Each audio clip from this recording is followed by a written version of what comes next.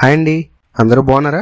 ఈరోజు మనం వశిష్ఠుడికి విశ్వామిత్రుడికి మధ్య జరిగిన ఒక వివాదం గురించి తెలుసుకుందాం. పూర్వం కన్యాకుబ్జాన్ని విశ్వామిత్రుడనే రాజు పాలించేవాడు.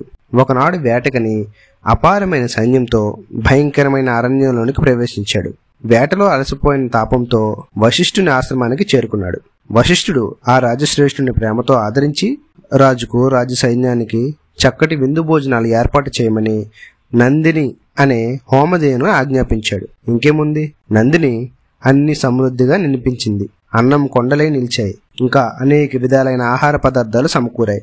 ఇంత తక్కువ వ్యవధిలో ఇంత సమృద్ధిగా ఏర్పాట్లు చేసిన ధేనువు మహాత్యాన్ని విశ్వామిత్రుడు లెక్క కట్టడం మొదలుపెట్టాడు. ఎట్లాగైనా ఈ నందిని తన సొంతం చేసుకోవాలని మనస్సులో ఉబలాట పడిపోతున్నాడు. అప్పుడు వశిష్ఠునితో, ఓ మహర్షి, ఇంతకన్నా మేలైనవి 1,00,000 గోవులు నీకిస్తాను, ఇంకా ఏమి కావాలని ఇస్తాను, కానీ నువ్వు మాత్రం ఈ ధేనువును నాకు ఇవ్వు అని అంటాడు. అందుకు వశిష్ఠుడు, రాజా, ఈ ధేనువు వలనే నేను పితృకార్యాలని అతిథుల్ని తృప్తిపరచడం వంటి కార్యాలను చేయగలుగుతున్నాను. నాకన్ని విధాల చేదోడుగా వాదోడుగా ఉంటున్న ఈ ధేనువు నా కూతురుతో సమానం. అందువల్ల నేను ఈ ధేనువును వదిలి ఉండలేను. అది కూడా చక్రవర్తివైన నీకు ఈ ధేనువు ఒక చిన్న విషయం. అడవుల్లో ఉంటూ తపస్సు చేసుకునే మాబోటి వాళ్లకు రాజ్యాలు గాని సంపదలు గాని ఎందుకు? కనుక దీనిని ఎవరికి ఇవ్వలేనా అని అంటాడు. విశ్వామిత్రుడికి కోపం వచ్చింది. మహర్షి, నేను క్షత్రియుడేను, ఆగ్రహానికి అనుగ్రహానికి కూడా సమర్థుణ్ణి. ఈ ఆవును బలత్కారంగా తీసుకుని వెళ్తాను. నువ్వేం చేయగలవో చేయి, చూస్తాను అని అంటాడు. వశిష్ఠుడు మౌనంగా ఉండిపోతాడు. విశ్వామిత్రుని సైనికులు ఆ ధేనువును తమ వెంట తీసుకుపోవటానికి ప్రయత్నం చేశారు. అది మొండికేసింది. కొట్టారు, తిట్టారు, అయినా అది వాళ్లకు లొంగలేదు.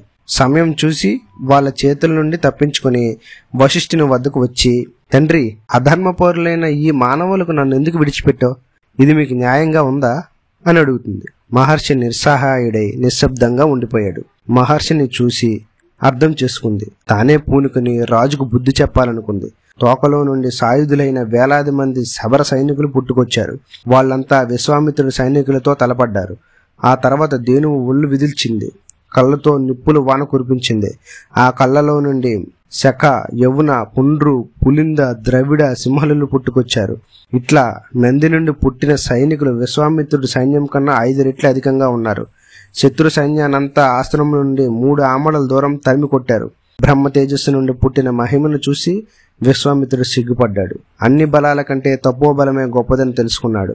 అప్పటికప్పుడే రాజ్యాన్ని, రాజ సంపదల్ని గడ్డి పరకగా సమానంగా వదిలేసి ఘోరమైన తపస్సు ప్రారంభించాడు. పట్టుదలతోనూ తపోబలం చేతను మహర్షి అయ్యాడు. విశ్వామిత్రుడు ఇక్ష్వాకు వంశంలో పుట్టిన కల్మషపాదుడనే రాజుకు యజ్ఞం చేయాలనుకున్నాడు. అతడి పురోహితుడైన వశిష్ఠుడు సాధ్యం కాదని చెప్పాడు. అందువల్ల వశిష్ఠుడితో వైరం పొంది అతడికి అపకారం చెయ్యాలని తలదాచాడు. ఒకరోజు రాజు అడవికి వేటకు పోయినప్పుడు వశిష్ఠుని పెద్ద కొడుకు శక్తి ఎదురయ్యాడు. కల్మషపాదుడు బలగర్వంతో తన దారి నుండి తప్పుకోమని హెచ్చరించాడు. అందుకు ఆ శక్తిముని, మహారాజా, ఎంతటి గొప్ప చక్రవర్తులైన బ్రాహ్మణుడు ఎదురుపడినప్పుడు వినయంగా పక్కకు తొలగి దారి ఇస్తారు. ఇది మర్యాద. కానీ నువ్వెందుకో అందుకు విరుద్ధంగా ప్రవర్తిస్తున్నావు అని అన్నాడు. తర్వాత ఏం జరిగిందో వచ్చే భాగంలో చూద్దాం.